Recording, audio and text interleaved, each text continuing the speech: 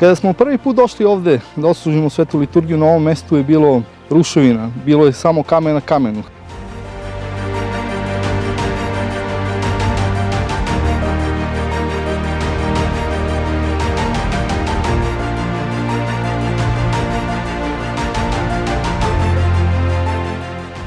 Hram svetog velikomučenika Dimitrija potiče iz 12. veka. I od kada smo prvi put blagoslovili radove po blagoslovu mitropolita niškog gospodina Arsenija, počeli sa radovima pre oko 6 meseci, danas ovaj velelepni hram izgleda ovako. Danas je on vaskrso, a vaskrsavamo i mi sa njim. Neka vam je na zdravlje i spasenje, dragi parohijani.